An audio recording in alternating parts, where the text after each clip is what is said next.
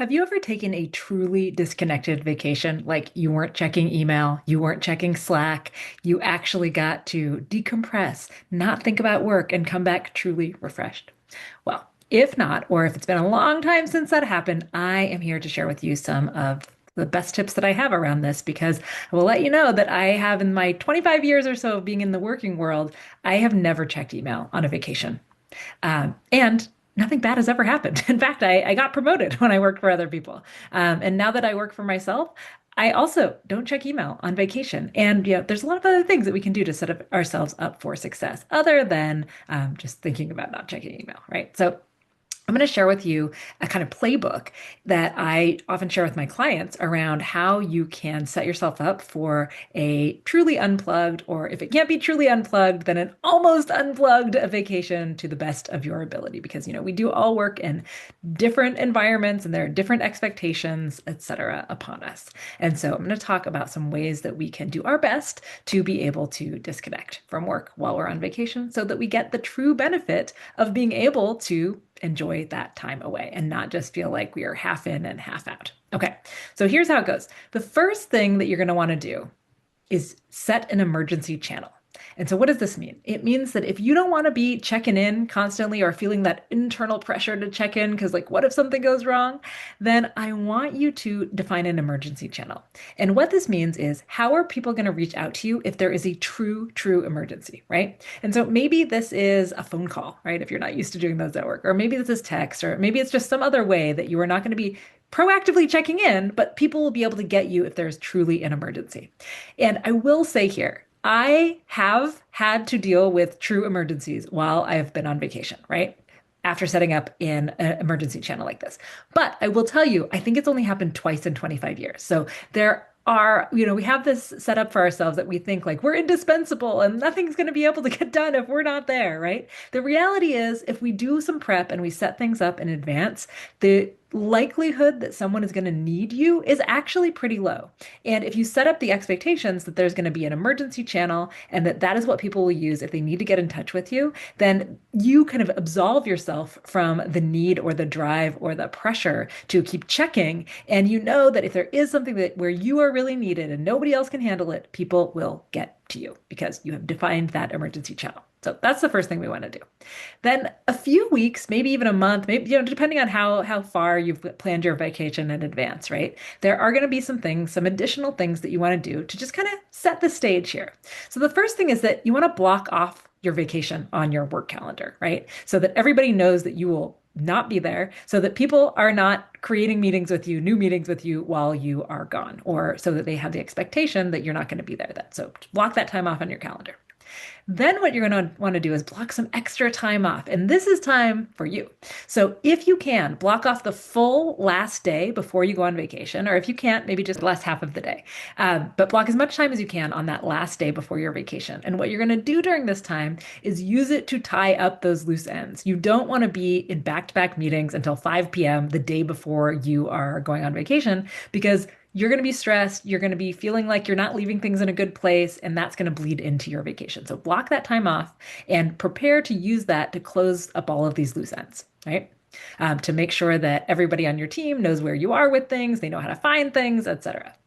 You're also going to want to block some time on the back end. So you're going to want to block, if you can, the full first day that you're back from vacation. You want to block that off for no meetings. And the reason you want to do this is because you want to use that day to catch up, right? You want to use that day to process your email, to check your voicemails if you're getting those these days, to get through Slack, to reprioritize your task list based on this new information. Because what happens if you don't do this is that you are going to feel like you are digging yourself out for weeks, right? You're going to come back to a mountain of email no matter what you do. Even if you checked email on vacation, you're still coming back to a mountain of email. So that's just going to happen, right? So prepare for that eventuality by blocking the time.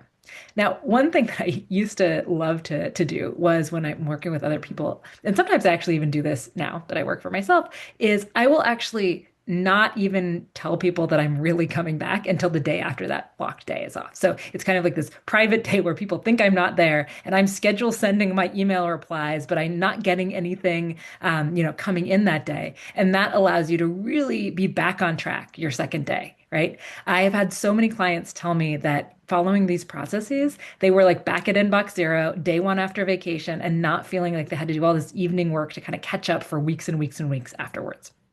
All right.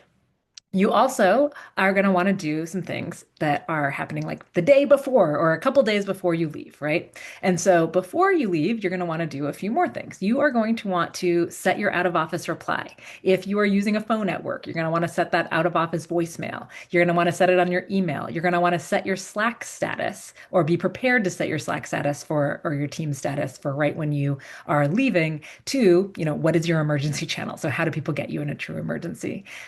Internally, and then externally, whatever it is that you're going to tell people that you're going to be back until, at a certain time or date or who to reach out to in the interim, etc.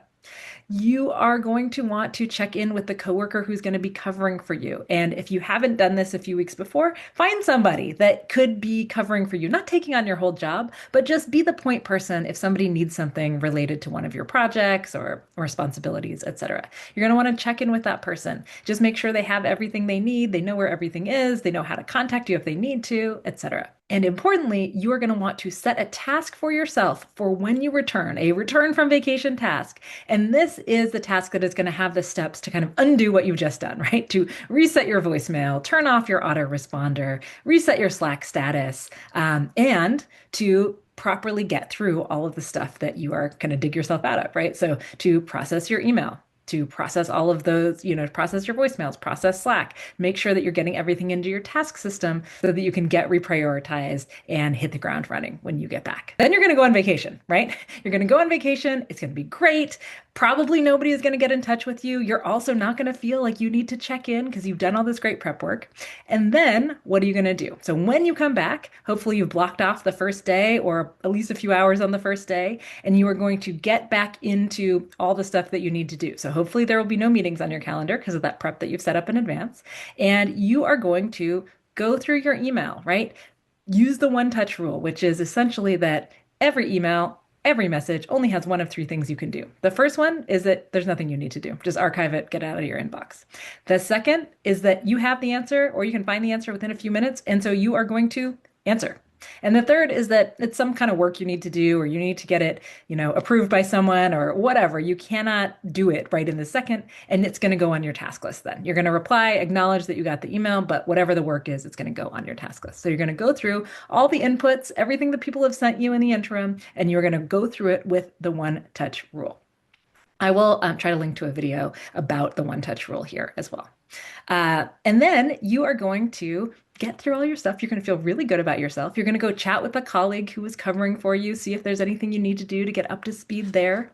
And you are going to do two other things. You're going to, one, thank yourself for setting yourself up for success and making this vacation not feel like, ugh, why did I even take a vacation? I'm so buried when I got back. And you're going to thank your colleagues, people who were taking cover for you while you were having your nice unplugged vacation. So these are the steps that I usually share with my clients. I wanted to share these with you as well. I would also love to hear, do you have a strategy that you use to be able to take these guilt-free unplugged vacations? And if you have some, share them in the comments because we want to crowdsource this. We want everybody to be able to take an unplugged vacation if they want to.